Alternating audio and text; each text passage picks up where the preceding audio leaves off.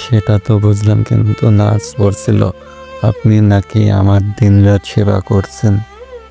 মেয়েটি বলল, এটা তো করতেই হতো, আমার জন্যই তো আপনার এই অবস্থা হয়েছে, তাই না?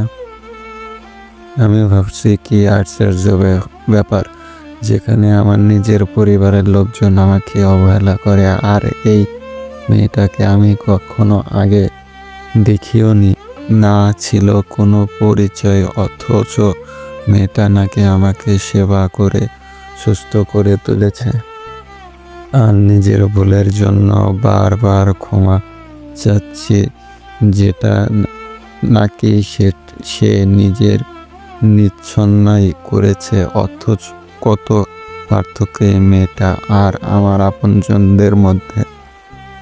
আমি যখন আমার পুরনো দিনগুলির কথা ভাবা শুরু করেছিলাম, তখন মেয়েটির ডাকে আমি বাস্তবে ফিরলাম। ও হ্যালো মিস্টার, কোথায় হারিয়ে গেলেন? না না, কিছু না, আপনি বলুন কি বলবেন। মেয়েটি বলল, আমি বলবো মানে? এখনো তো বলবেন আপনি। আপনার সম্পর্ক তো আমি কিছুই জানি না, আর আপনার পরিবারকেও জানাতে হবে। আপনার কথা দ্বারা হয়তো ভীষণ চিন্তায় আছে। আমি আস্তে আস্তে নিজের মনে মনে বললাম, আমার জন্য চিন্তা করার মতো কেউ নেই, কিন্তু কি মেয়েটার কান মনে হয় একটু বেশি পাতলা। আমার কথা শুনে ফেলল। চিন্তা করার মতো কেউ নেই মানে? আপনার কি কেউ নেই? না, আমার পৃথিবীতে কেউ নেই, সবাই আমার জীবন থেকে হারিয়ে গেছে। মেয়েটিকে কিছু বলতে চাইনি, কারণ আমার কষ্টের কথা শুনে কাউকে কষ্টিত করার কোনো মানে হয় না। তাছাড়া আমিও আর ওখানে ফিরে যেতে চাই না। অবশ্য বাবার জন্য খারাপ লাগছে, তবে এটাই ঠিক হবে, কারণ আমার জন্য বাবাকেও কম কথা শুনতে হয়নি, কম অপমানিত হননি। খারাপ অতীতটা ভুলে যাওয়াই ভালো, সেটাকে বারবার মনে করে কষ্ট পাওয়াটা বোকামি। মেয়েটি বলল, ও হ্যালো মিস্টার, আবার কোথায় হারিয়ে গেলেন? সরি, আমার কথার জন্য হয়তো আপনি কষ্ট পেলেন। আসলে আমি বুঝতে পারিনি যে আপনি অনাথ। অনাথ কথাতে যেন বিষের ছুরির মতো বুকে বিঁধল, কারণ যারা অনাথ তাদেরকে অনাথ বললে এতটা কষ্ট হতো না, কিন্তু আমার সবকিছু থাকতেও আজকে অনাথ। মেয়েটি কিছুটা বিরক্ত হয়ে বলল, আরে আপনি তো আজব, আপনি আমার সাথে কথা বলছি, আর আপনি কি নিয়ে ভাবছেন? এভাবে কি কথা বলা যায়? সরি, আসলে আমি। মেয়েটি বলল, থাক থাক, আর বলতে হবে না, আমরাও এতক্ষণ ধরে কথা বলছি, আপনার নামটাই জানা হলো না। আমি বললাম, ও সরি, আমার নাম হলো আশিক, মানে মোহাম্মদ ইফাদুল ইসলাম আশিক। মেয়েটি বলল, আপনি তো মিস্টার সত্যি একটা বলদ গাধা কোথাকার।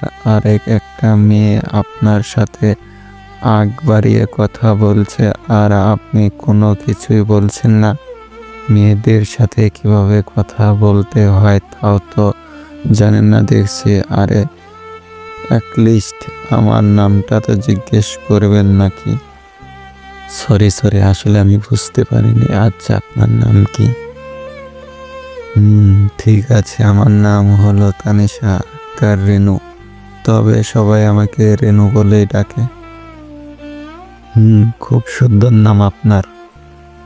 তাই নাকি? ধন্যবাদ, আপনার নামটাও সুন্দর। ধন্যবাদ। এভাবেই কেটে গেল আরো 10 দিন। রেনু আর আমি এখন খুবই ভালো বন্ধু। আজকে ডাক্তার বলল আমি বাড়ি যেতে পারবো। রেনু আমার সাথে ছিল। রেনু বলল, চলো আশিক, তাহলে আমরা এখনই বাড়িতে চলে যাই। বাড়িতে যাই মানে কোথায়? কেন আমাদের বাড়িতে যাবে না? না গেলে তুমি যাবেটা কোথায় শুনি? আমাকে আর কিছু বলতে না দিয়ে রেনু আমার হাত ধরে টানতে টানতে গাড়ির কাছে নিয়ে গেল। আমাকে সামনের সিটে বসিয়ে দিয়ে নিজে গিয়ে ড্রাইভিং সিটে বসলো। আমি বললাম, তুমি গাড়ি চালাবা? দেখো আবার যেন আমাকে হাসপাতালে পাঠিয়ে না। অনেক কষ্টে সেখান থেকে ছাড়া পেয়েছি। এরপর রেনু রাগে কটমট দৃষ্টিতে আমার দিকে তাকিয়ে বলল, তোর যদি এতই ভয় হয় যা নাম গাড়ি থেকে। আমি বললাম, আরে না, আমি তো এমনি মজা করছিলাম। ঠিক আছে, মনে রেখো এটাই শেষবার। তারপর আমি রেনুর সাথে রেনুদের বাসায় ঢুকতে রেনু তার বাবা মাকে ডাকা শুরু করলো। তখন দেখি ওর মা রান্নাঘর থেকে দৌড়ে আসলেন। এসে বললেন, কি হয়েছে? এভাবে বারে মাথায় তুলে ডাকছিস কেন? ভদ্রমহিলা আমার দিকে তাকিয়ে বলল, তুমি বুঝি আশিক, তাই না? হ্যাঁ আন্টি, আমি আশিক। কেমন আছেন আপনি? ভালো বাবা, তুমি কেমন আছো? আসলে তোমাকে হাসপাতালে দেখতে আসেনি, তাই বলে কিছু মনে করো না। আসলে রেনু তো তোমার কথা আমাদের কালকেই জানিয়েছে। তখন রেনু আমাদের থামিয়ে দিয়ে বলল, না, তোমাদের কথা বলা শেষ হলে এবার খাবার দাও, খুব খিদে পেয়েছে। আর আব্বু কোথায়? রেনুর আম্মু বলল, তোর বাবা তো এখনো অফিস থেকে ফেরেনি। তোরা ফ্রেশ হয়ে খাবার টেবিলে আয়, আমি খাবার দিচ্ছি। তারপর রেনু আমাকে একটা রুমে নিয়ে গেল। বলল, ফ্রেশ হয়ে নিচে চলে এসো, ওকে? রুমটা খুবই সুন্দরভাবে গোছানো। এরপর রেনু চলে যায়। আমিও ফ্রেশ হয়ে নিচে আসি। নিচে এসে দেখলাম রেনু একজন আঙ্কেলের সাথে কথা বলছেন। আমি বুঝতে পারলাম এটাই রেনুর বাবা মা। গিয়ে জিজ্ঞেস করলাম, কেমন আছেন আঙ্কেল? তিনি আমার দিকে তাকিয়ে থেকে বলল, তুমি আশিক, তাই না? হুম।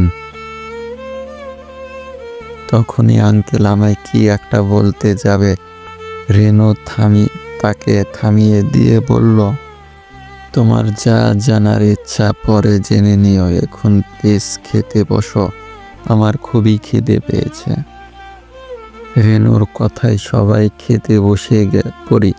তারপর খাওয়া দাওয়ার পর আমি রুমে চলে আসি। শরীর খুব ক্লান্ত ছিল, তাই এসেই ঘুমিয়ে পড়ি। তখনই কেউ আমাকে ঠেলে ঘুম থেকে ওঠালো। চোখ খুলতেই দেখি রেনু। আমি সাথে সাথে উঠে বসে পড়ি। বললাম, তুমি এখানে কি করছো? রেনু বলল, আমি কি আসতে পারি না? আর এমনি আসিনি। তুমি কি ঔষধ খেয়েছো? না, খাইনি। আসলে একটু বেশি ক্লান্ত লাগছিল, তাই বিছানায় শুতেই ঘুম চলে আসে। রেনু বলল, ঠিক আছে, এই নাও ঔষধটা খেয়ে ঘুমিয়ে পড়ো, কালকে কথা হবে। তারপর রেনু একটা মিষ্টি হাসি দিয়ে চলে যায়।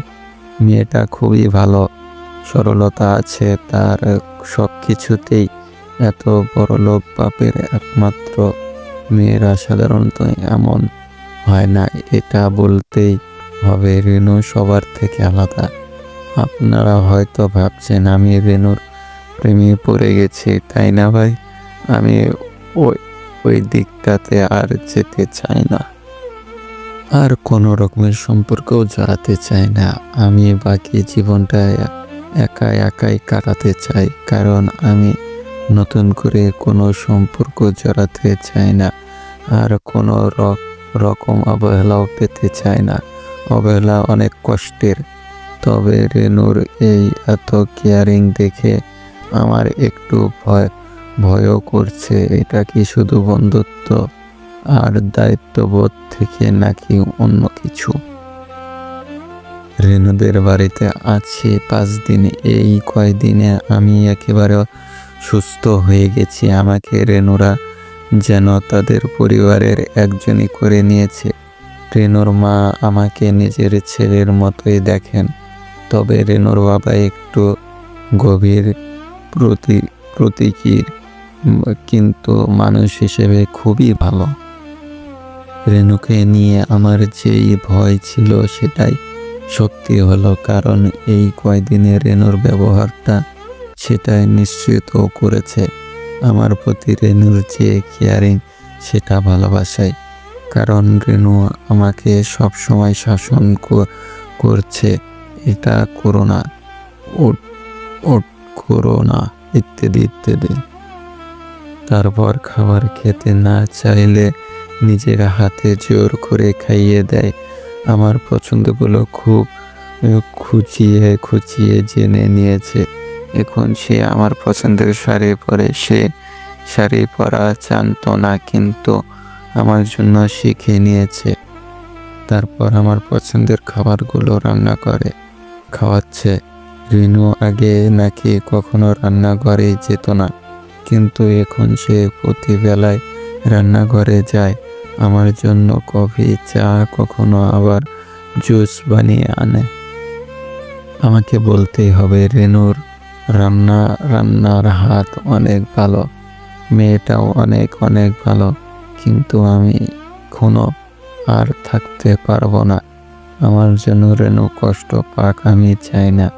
তাছাড়া আমি বিবাহিত, আমার অতীত অনেক খারাপ।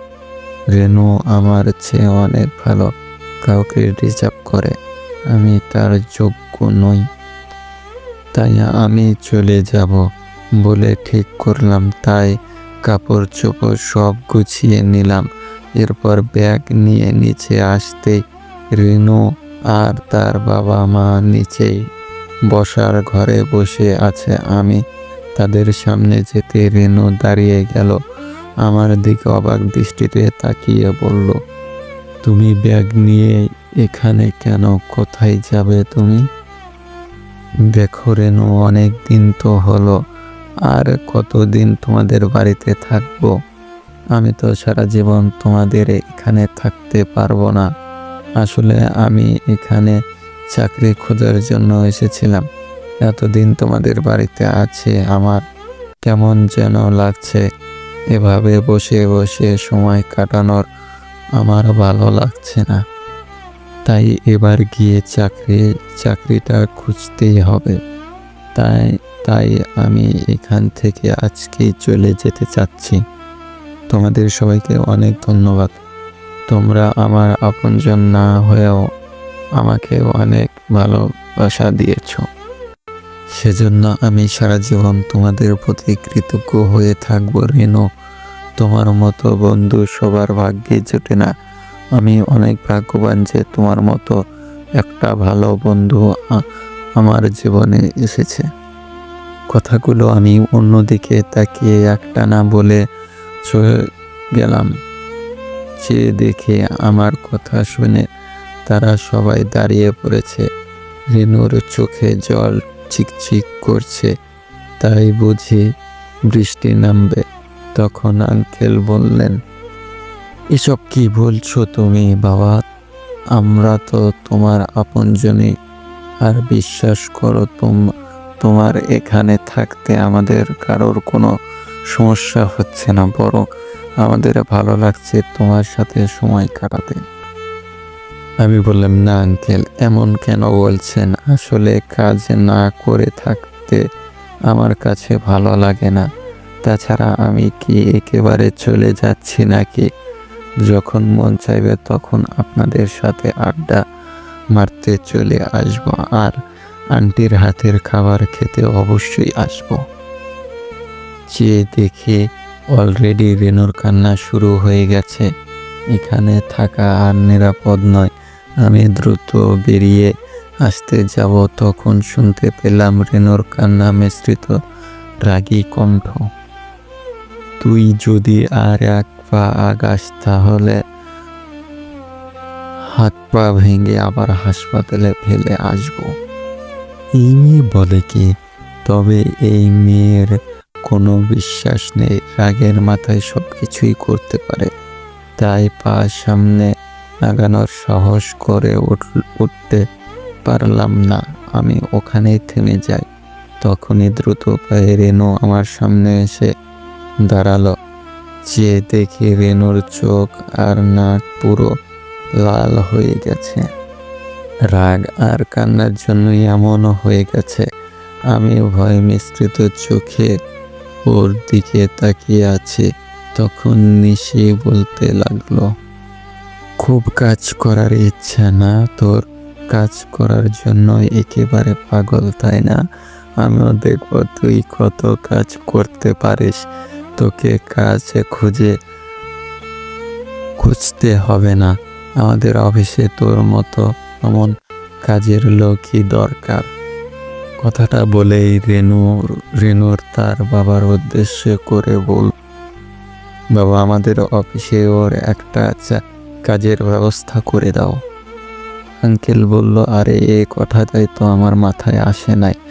অফিসের একটা সিনিয়র পোস্ট অনেক দিন থেকেই খালি পড়ে আছে।